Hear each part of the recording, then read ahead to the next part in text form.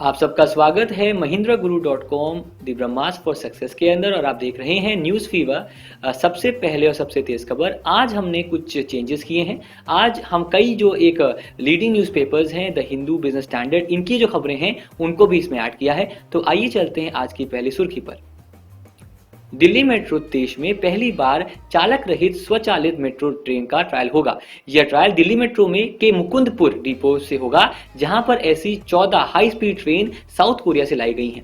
देखते हैं, बहुत रोचक ये चीज़ है, ये खबर है, क्योंकि कहीं ना कहीं अगर ये सफल हुआ तो जो भारत में अनेक जो मेट्रो स्टेशन हैं वहां पर भी हम एक ड्राइवरलेस मेट्रो ट्रेन को देख पाएंगे। जो सवाल बनेगा वो जाहिर सी बात है, आसान सवाल बनेगा कि किस मेट्रो में चालक रहित स्वचालित मेट्रो ट्रेन का ट्रायल हुआ। उसका उत्तर है दिल्ली मेट्रो। चलिए बढ़ते हैं अगली सुर्खी पर। इसरो के कर्मचारियों के अनुसार स्वदेश निर्मित reusable launch vehicle technology demonstrator यानी कि IRLV DT का प्रक्षेपण 23 मई को सुबह 9:30 बजे सतीश धवन अंतरिक्ष केंद्र श्रीहरिकोटा से होगा।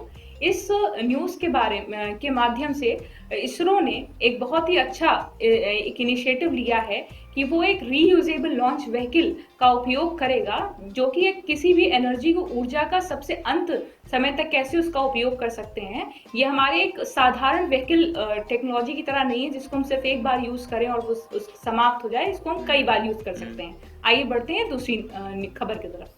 चलिए, हमने आज एक नई चीज़ ऐड की है न्यूज़ फीवर में, वो है टर्म ऑफ द डे। ऐसी वो शब्दावली जो महत्वपूर्ण रही दिन भर, वो शब्दावली है नीट, जिसका फुल फॉर्म, जिसका पूर्ण रूप है नेशनल एलिजिबिलिटी एंट्रेंस टेस्ट। अगर इसकी बात करें तो सरकार ने कहा है, सुप्रीम कोर्ट ने कहा है कि जितने भी आपके मेडिकल इम्तिहान होंगे अंडर ग्रेजुएट कोर्सेज के, वो इस टेस्ट के जरिए होंगे। इस पर बहस ये हो रही है कि कई स्टेट्स का, कई राज्यों का जो एक कंट्रोल है, जो एक उनका नियंत्रण है ऐसे मेडिकल एग्जामिनेशन पर, वो कम हो जाएगा। महाराष्ट्र की बात कर लें, तमिलनाडु की बात कर लें, दोनों ही प्रदेशों ने इसका बहुत ही मुखर रूप से विरोध किया है। देखते हैं आगे क्या होता है। फिर भी यहाँ एक टर्म न्यूज में है तो बिल्कुल याद रखिएगा, NEET, national eligibility entrance test. चलिए बढ़ते हैं अगली सुर्खी पर,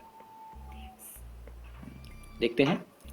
सेवानिवृत्त कोष संस्था EPFO अपने अगले महीने तक एक प्रस्ताव को मंजूर करने का विचार कर रही है, जो रोजगार की समाप्ति के बाद भी 3 साल के लिए अपने ग्राहकों को जीवन बीमा कवर उपलब्ध कराएगी। इस न्यूज के माध्यम से जो EPFO है, कर्मचारी भविष्य निधि कार्यालय, वो अपने कर्मचारियों को यानी सब्सक्राइबर्स को, अगर वो अनएम्प्लॉयमेंट सिचुएशन में यानी बेरोजगारी की स्थिति में है, तो वो 3 साल तक उनको ये कवरेज का हेल्प उनको प्रोवाइड करेगी। आइए बढ़ते हैं दूसरी न्यूज की तरफ। चोट के साथ बल्लेबाजी करते हुए कोहली ने नाबाद 75 रन 51 बॉल्स पर 5 चौके और 3 छक्के समेत 12 पारियों में 752 रन बनाकर अपने अदम्य साहस से सभी प्रभावित किया। इसकी मदद से उन्होंने अपने वर्तमान साथी खिलाड़ी क्रिस गेल और माइकल हसी द्वारा एक IPL सीजन में बनाए गए पिछले उच्चतम स्कोर को पीछे छोड़ दिया, जिन्होंने अब तक, जो इन दोनों की बात करें तो इन्होंने अब तक 733 रन बनाए थे 2012-13 में, पर इन्होंने अब तक ही बना लिए हैं 752 रन। तो एक बहुत अहम खबर है। RCB से खेलते हैं विराट कोहली और पिछले 1 साल से ये बहुत अच्छे फॉर्म में रहे हैं। अगर T20 की बात करें, वर्ल्ड कप में आपने देखा ही होगा कि single handedly world cup semifinal पहुंचाया और IPL के अंदर भी इन्होंने मैच अपने दम पे जिताए हैं। ये भी और AB डिविलियर्स भी, ये दोनों ही बहुत बड़े नाम है T20 क्रिकेट में खास तौर पर। चलिए, जो सवाल बन सकता है वो आसान सवाल बनेगा कि किस खिलाड़ी ने 75 रन बनाकर सबसे अधिक एक सीजन में रन बनाए हैं IPL में। उसका उत्तर है विराट कोहली। चलिए बढ़ते हैं अगली सुर्खी पर। दक्षिण कोरिया की लेखक हांगकांग को द वेजिटेरियन उपन्यास के लिए मैन बुकर अंतरराष्ट्रीय पुरस्कार से सम्मानित किया गया। यह उपन्यास में एक ऐसी महिला की कहानी है जो मांसाहार त्याग देती है और पेड़ बनने की इच्छा रखने लगती है। जो मैन बुकर प्राइज अंतरराष्ट्रीय पुरस्कार है, ये साधारणतः ये हमारे ग्रेट ब्रिटेन का प्राइज है। इसके अंदर जो पुरस्कार राशि दी गई है वो 50,000 पाउंड दिए गए हैं। सबसे बड़ी बात यह है कि हांगकांग पहली साउथ कोरियन उपन्यासकार बन गई हैं और उन्होंने बहुत सारे अंतरराष्ट्रीय प्रसिद्ध प्राप्त कर चुके उपन्यास लिखने वाले लोगों पीछे छोड़ दिया है। और दूसरी बात, 150 पुस्तकों के अंतर्गत उनकी पुस्तक चुनी गई है। आइए बढ़ते हैं दूसरी न्यूज की तरफ। अमेरिका में भारतीय मूल के 65 वर्षीय अमेरिकी वैज्ञानिक राकेश के जैन को अमेरिका के राष्ट्रपति Barack Obama national medal of science से हिमायत करेंगे। ये अवार्ड बेहद अहम है और अगर इस अवार्ड को भी छोड़ दें और बाकी पिछले एक महीने की बात करें तो करीब 3 से 4 लोगों को, मंजीत जी को भी एक नियुक्ति की गई। तो एनआरआईज को काफ़ी बढ़ावा दिया है इस ओबामा के कार्यकाल के अंदर। सवाल बहुत आसान सा बनेगा कि नेशनल मेडल ऑफ साइंस का पुरस्कार किसे दिया गया? उसका उत्तर है राकेश कुमार जैन। चलिए बढ़ते हैं अगली सुर्खी पर। विश्व बैंक ने स्वच्छ ऊर्जा उत्पादन के लिए भारत की छतों पर लगने वाले ग्रिड से जुड़े सौर परियोजना कार्यक्रम को सहायता देने के लिए 62.5 करोड़ डॉलर के ऋण को मंजूरी दी।